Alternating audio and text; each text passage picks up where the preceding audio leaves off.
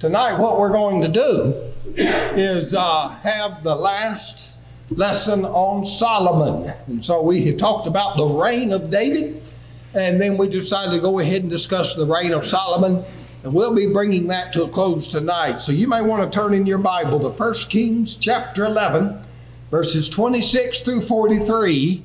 And we'll talk about Jeroboam and then the death of Solomon. And I think we'll have time to go ahead and talk about the reign of Jeroboam, at least some high points of his reign as we come to the end of this lesson. But let's do a little review. Solomon's kingdom was glorious. I mean, we use the expression sometime over the top. And our Lord even spoke of Solomon in all his glory. And so that's one of the things Solomon is known for, though his wisdom and his glory are both pointed out in the New Testament. Remember how Jesus said that a greater than Solomon is here. And then he talked about the glory of Solomon, arrayed in all his glory, not compared with one of these. Talking about the lilies of the field, but his wisdom and his glory. And yet his reign did not end well. It sounds like, as I look at this, for about 20 years, Solomon was such a glorious king, but he became, maybe like some of us, he began to think too much of himself and he began to slide. And so we have 1 Kings chapter 11, verse 1 says, Solomon loved many strange women, multiplying to himself wives and concubines to the number of 1,000. And it says that his wives turned away his heart in verse 3. He didn't follow the Lord as did David his father. And so the Lord was angry with Solomon. He said, I appeared unto you twice, and you're not following me. And so in verse 11, I will surely rend the kingdom from thee, and will give it to thy servant. Now we're going to see that is Jeroboam as we proceed on with this lesson. But it wasn't just Jeroboam. There were other adversaries the Lord raised up against Solomon. One of them is Hadad the Edomite. So Edom being south and down by the Dead Sea area, south of Solomon, he had to deal with Hadad. And then north of him is Rezin, and he became king of the Syrians in Damascus. And they began to cause Solomon problems. But his big problem came from one of his own people, Jeroboam. So let's look at this. 1 Kings chapter 11 and verse 26. And Jeroboam, the son of Nebat, an Ephrathite. Now that means Jeroboam was of the tribe of Ephraim. That's what that means. An Ephrathite of Zerudah, Solomon's servant, whose mother's name was Zurah, a widow woman.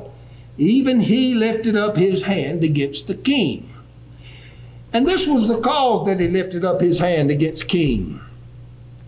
Solomon built Millo. Now, we're not sure exactly what that was, but the more I have studied this, the more I'm convinced it's the name of a fortification, maybe a tower there used to protect Jerusalem, and it's used in that context as it is here.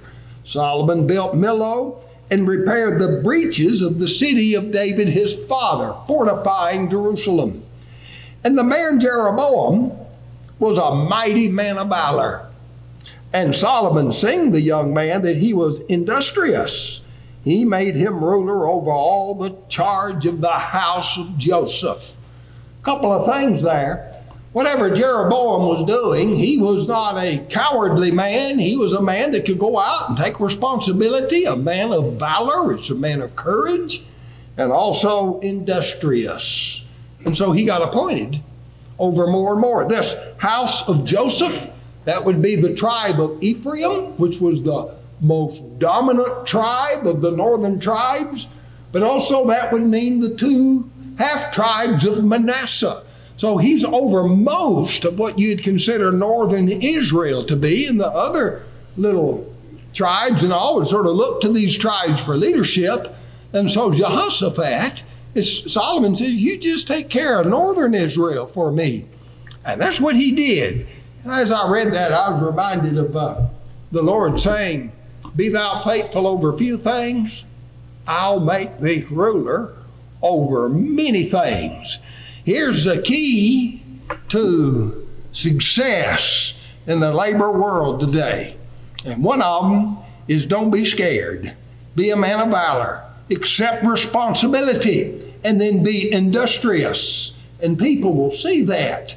And they'll say, now that man and that woman, they're industrious and they're faithful over these things. I'll make them rule over many things. And so we have very high opinion of Jeroboam here.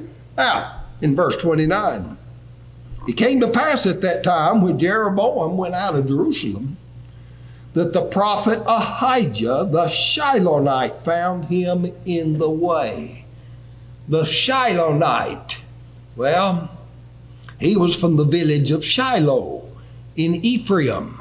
You might remember, Shiloh was the place where the tabernacle had stood for many, many years and where the Ark of the Covenant had been kept many years. And David has now brought all this to Jerusalem, and Solomon's built the temple in Jerusalem, and that tabernacle's no more. But Ahijah is a prophet there. Ahijah is one of those non-writing prophets. And I'll mention again my father's class on Thursday evenings. He's teaching a 13-week course on the non-writing prophets. And so Ahijah is going to be one of them that he's going to be teaching us about. Well, he found him in the way, and I take this to be Jeroboam, he clad himself with a new garment, and they two were alone in the field. And Ahijah caught the new garment that was on him and rent it in 12 pieces. And he said to Jeroboam, "Take thee 10 pieces, for thus saith the Lord." Now, that's what the prophets would say. They had a message from God. It was, "Thus saith the Lord." What do we say?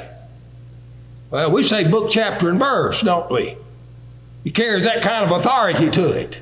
"Thus saith the Lord, the God of Israel, behold, I will rend the kingdom out of the hand of Solomon, and I will give 10 tribes to thee. But he shall have 1 tribe for my servant David's sake, and for Jerusalem's sake, the city which I've chosen out of all the tribes of Israel, because that they have forsaken me, and have worshipped Ashtaroth, the goddess of the Zidonians, Chemosh, the goddess of the Moabites, Milcom, the god of the children of Ammon, and have not walked in my ways to do that which is right in my eyes, and to keep my statutes and my judgments, as did David his father. Howbeit I'll not take the whole kingdom out of his hand, but I will make him a prince all the days of his life for David my servant's sake, whom I chose because he kept my commandments and my statutes. But I'll take the kingdom out of his son's hand, and will give it unto thee, even 10 tribes. And unto his son will I give 1 tribe, that David my servant may have a light always before me in Jerusalem, the city which I have chosen me to put my name there." God would have utterly destroyed Jerusalem and the dynasty of David if it had not been for the fact that he had plans, and he'd promised David it would be through his children that he would accomplish this plan. And so you can think there's a little light in this dark world. There's a light in Jerusalem, a hope for something to come that God had promised, and it would come out of Jerusalem. Of course, we're going to find the fulfillment of that in the coming of Jesus and the establishment of the church on the day of Pentecost. But it's in God's mind way back here. And this is why Solomon was allowed to continue as king, and his sons were then allowed to continue reigning as king for those many years. Verse 37, "I will take thee, and thou shalt reign according to all that thy soul desireth, and shall be king over Israel." Now, that's what the northern tribes are going to be called. when this division takes place, you're going to have Israel to the north, sometimes called Ephraim because of the dominance of Ephraim, and to the south is going to be Judah. It's from the word Judah that we get the word Jews. And as those Israelites are diminished and carried away, it's going to be that we're going to call all of those of Abraham the Jews. But that comes from the tribe of Judah, the reason they're called that. And so it says, if it thou shalt, and it shall be. Now look at this great promise. It shall be, if thou wilt hearken unto all that I command thee, and will walk in my ways, and do that is right in my sight, and keep my statutes and my commandments as David my servant did, that I will be with thee, and will build thee a sure house, as I built for David, and I will give Israel unto thee. That is the promise. Jeroboam, it's all been laid out for you. It's all been given to you. You're going to be king, and God is going to bless you. You just have to stay faithful to the Lord. Now, he didn't have to be flawless. That's not what faithfulness means. But he was to walk in the ways of the Lord and to keep his commandments. And we're going to see what a miserable failure he was at that. It says, and I will for this afflicted, and I will for this afflict the seed of David, but not forever. And so Solomon got word of this.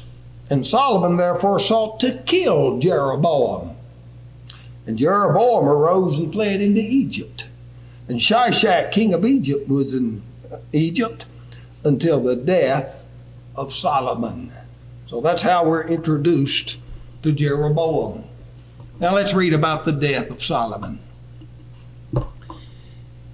1 Kings 11:41.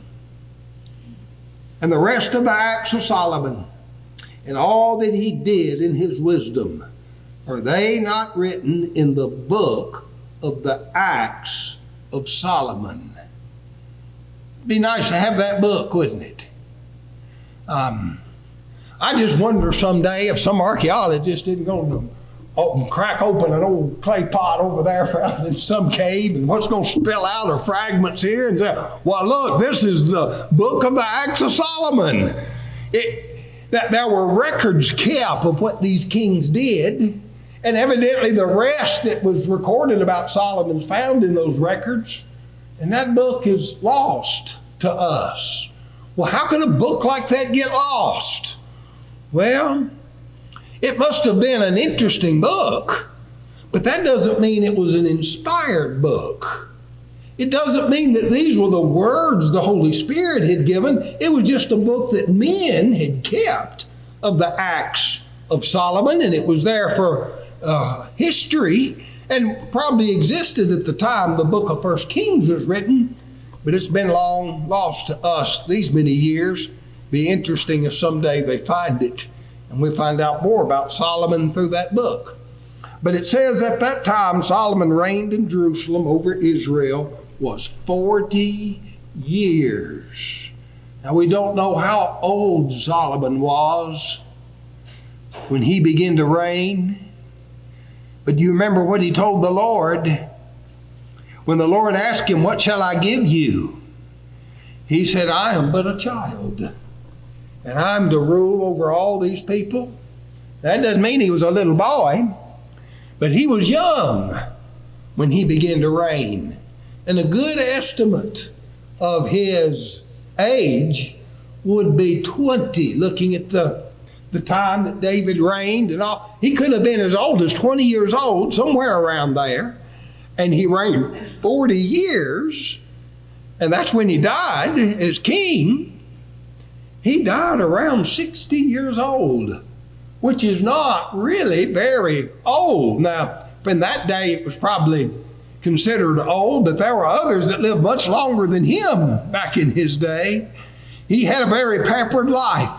He had everything he always needed. Growing up a king's son, and then once king, having everything, and maybe he just didn't develop that. He wasn't a warrior. He didn't have that hardened constitution that a warrior would have to have. So maybe he was just kind of weak when he passed away, around the age of about 60. And Solomon slept with his fathers and was buried in the city of David. And Rehoboam, his son, reigned in his stead. Now, let's talk for a few minutes about Jeroboam and see what happened to him. And I've got some highlights from Jeroboam's life. It says that there was a rebellion out from under Rehoboam. You'll read about that in the first opening verses of the next chapter. Here's what Rehoboam did. It took a lot of money to keep Solomon in that kind of luxury. And when people took it under Solomon, but now Rehoboam, you're king, and the people are going to Rehoboam saying, look, we need a little break here. We've been paying all this, and you've got all this accumulation. You've inherited all this wealth of your father. And could you just back off some and ease this burden from us? And Rehoboam said, well, let me think about that. And he went to the old men. And the old man that had served Solomon, his father, said, it would be wise for you to do that. He says, now's a good time to release the burden on the people. But Rehoboam turned to the young men that had grown up with him. And these young fellas were like a lot of young fellas. They think they know more than anybody else that's ever come along. And I don't pay attention to those old men. So you did tell him my little finger's going to be thicker than my father's loins. And he whipped you with whips, I'll whip you with scorpions. You got to show your power over these people and let them know who's boss. The wise man Solomon had a fool for a son. And he took the advice of those young men, and they weren't going to take it. He sent his treasurer up there, and they killed him. And Rehoboam was up there when it happened. He ran to Jerusalem, and they sent for Jeroboam. And Jeroboam led them in their revolt against Rehoboam. And Rehoboam gathered an army to go up and fight a battle with Jeroboam and those aligned with him. And the Lord stepped in and told Rehoboam, no, you don't. You're going to stay home because this is of me. And all you're going to reign over now is Judah. Well, Jeroboam got to be king then. But Jeroboam, he got to thinking to himself, now all these people, 3 times a year, everyone goes to Jerusalem. And that's what identifies us as a people. That's how we recognize each other as brothers. And our one religion has made us one people. And you got to think, Jeroboam, he had some human wisdom here. He's saying if these people keep going to Jerusalem and they see the temple that Solomon has built and go to the feast and things, they're going to long to go back and return to the reign under Jerusalem. And I can't have that. So he thought up his own plan. And I want you to notice some of the key words about Jeroboam here. He said, in his heart. Now that tells you he's coming up with this. He didn't say that it says in the law of the Lord. He's going to follow his heart. And that's one good way you can get yourself in trouble, is just follow your heart. You need to learn to follow God and what he says, and trust in the Lord with all thine heart, and lean not into thine own understanding. But it said, he said in his heart, now shall the kingdom return to the house of David. If his people go up to do sacrifice in the house of the Lord at Jerusalem, then shall the heart of this people again return to their Lord, even unto Rehoboam king of Judah, and they shall kill me, and go again to Rehoboam king of Judah. Whereupon the king took counsel. I wonder who he took counsel with. He didn't go back to that old prophet Ahijah and take counsel of him. He didn't go take counsel of the priest, or he didn't go take counsel with what was written in the law. Did he take counsel in his own heart? Or did he, like Rehoboam, take counsel with the young men that were around him? He took the wrong counsel. He took counsel and made calves of gold. Of all things you could think he could do, to make calves of gold. Didn't he go to Sunday school, or you might say Sabbath school? Didn't they teach him about what happened at the foot of Mount Sinai when they made a calf of gold It's almost like, how could you be more rebellious than this? He made calves of gold and said, it's too much for you to go up to Jerusalem. I've heard many sermons about the way to restore the church is to go back to Jerusalem where the church began and see what that church was like. But people say, oh, it's too much to go to Jerusalem. We'll stop somewhere along the way, or we'll take our pattern. We'll go to Rome, or we'll go to Constantinople, or we'll go to France, or we'll go to London, England, or we'll go somewhere else. It's just too much to go all the way back to Jerusalem. But he says, it's too much for you to go up to Jerusalem. Behold thy gods, O Israel, which brought thee out of the land of Egypt. And he set one at Bethel and the other at Dan, and this thing became a sin. For the people went to worship before one, even unto Dan. And now notice Jeroboam. And he made a house of high places, and made priests of the lowest of the people, which were not the sons of Levi. He made his own house. He made his own golden calves. He made his own priest. Not only that, Jeroboam ordained a feast in the 8th month of the 15th day of the month, like the feast that's in Judah. He made his own feast. People say, well, it's like the church you read about in the New Testament. Well, is it enough just to be similar to it? Not if you can be it. Well, he made a feast like that feast, but it wasn't that feast. He said he offered upon the altar so he did in Bethel, sacrificing to the calves that he had made, and placed in Bethel the priest of the high places which he had made. So he offered upon the altar which he had made in Bethel, the 15th day of the 8th month, even in the month which he had devised of his own heart, and ordained a feast unto the children of Israel, and he offered upon the altar and burned incense. Well, we go to 1 Kings chapter 14, and here we have the story of the young prophet and the old prophet.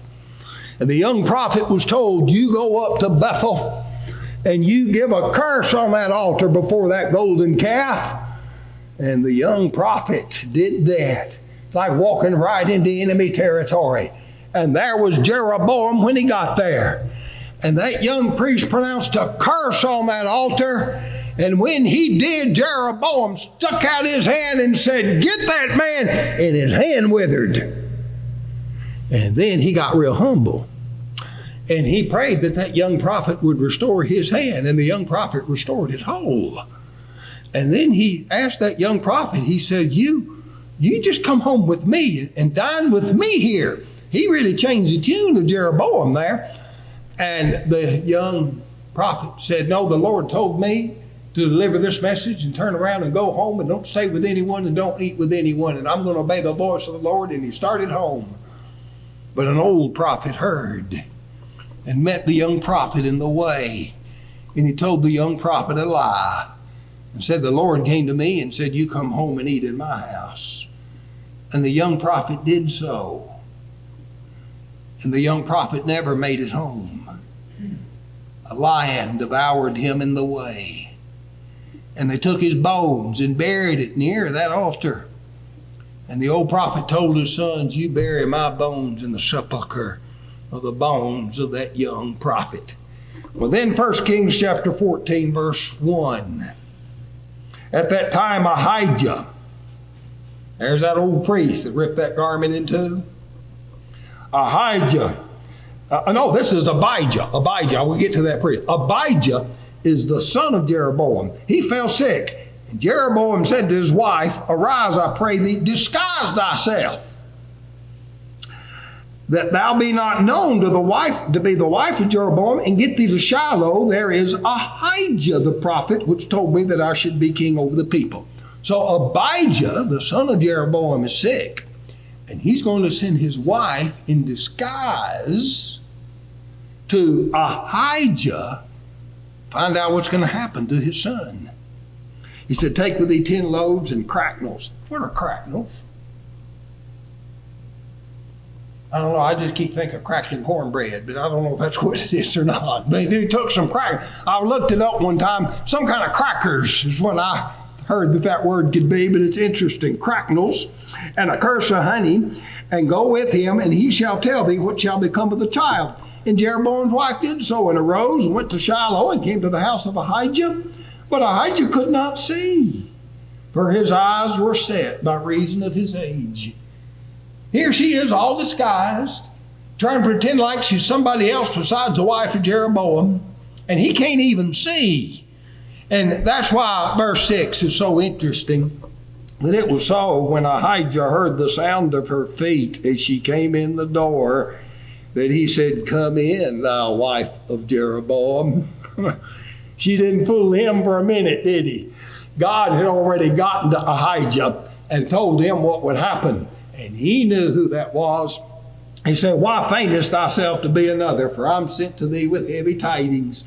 Therefore, behold, I'll bring evil upon the house of Jeroboam, and will cut off from Jeroboam him that pisseth against the wall, and him that is shut up and left in Israel, and will take the remnant of the house of Jeroboam, as a man taketh away dung till all be gone. And he that dieth of Jeroboam in the city shall the dogs eat, and he that dieth in the field shall the fowls of the air eat. For the Lord has spoken it. Arise, therefore, get thee down to thine own house, where thy feet enter into the city, the child shall die." And that's what happened. As soon as she got to the city, the child died. And it talks about the funeral they had for him. But that is the only son of Jeroboam and descendant of Jeroboam that ever had a funeral. The rest of them were eaten of dogs or eaten of birds, depending on where they died. And such was the wrath of the Lord against Jeroboam and what he had done. And then 1 Kings 14 and verse 19. There's a few other stories of Jeroboam, but let's look at here at the last.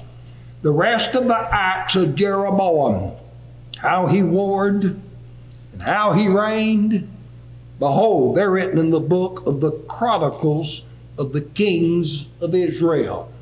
Now, that's probably not our book of Chronicles, but there is a little story about Jeroboam in the book of Chronicles. It's not found in the book of Kings, so that's kind of interesting about the time he tried to have war with Israel, and that did not go well. But it's written in the book of the Chronicles of the Kings of Israel. Another one of those lost books, unless it would be the book of Chronicles, which I suppose it could be. But the days which Jeroboam reigned were 22 years, and he slept with his fathers, and Nadab his son reigned in his stead. That is pretty much the way the rest of 1 Kings and 2 Kings are going to go. One king after another, not following the Lord, dying, being buried, and either a change of dynasty in northern Israel often occurs, or maybe just another son. 19 kings of Judah, 19 kings of Israel. And they all died. And more the Lord turns from the kings as a way to lead his people and turns to the prophets. And it's through the prophets that the people are going to know the will of the Lord, and not through the kings like they did under David and for a while under Solomon. There's a play that William Shakespeare wrote called Richard II, about this king that tried to rule in England, and he was overthrown in his rule. He was confident that he would overcome all the opposition raised against him until the very last of this play. And then he realized it's all lost. And he was to be taken, he would be imprisoned, and then he would be entombed. And he makes this speech. It's the most famous speech of this particular play, and this is probably the most famous line of that speech. Let us sit upon the ground and tell the sad stories of the death of kings. Well, I wrote that in the margin of my Bible right there at the beginning of 1 Kings, because that's what 1 and 2 Kings are about. The sad stories of the death of kings. And it didn't have to be that way. You remember that promise God made to Jeroboam? I'll establish your kingdom after you. You just walk in my ways and keep my commandments and do as I tell you. But instead he took counsel of his own heart and went his own way. And then his sons and grandsons and anyone left, they're either eating of dogs or eating of birds. We just got to learn to follow the Lord. And so many times in life, people they do so well, and they get to thinking so much of themselves, and they take counsel in their heart instead of taking counsel in God's Word. And they wreck their lives, and they die. And it's a sad story of their death. Now, we know we're going to die. I mean, that's not, so many people spend all their time trying to live, and they spend no time preparing for death. But we know we'll die. But our death need not be a sad story. It can be a glorious story, because we can die with victory and with a confidence that we'll rise again and leave that confidence with those left behind, and even an example for them to follow as they live their lives.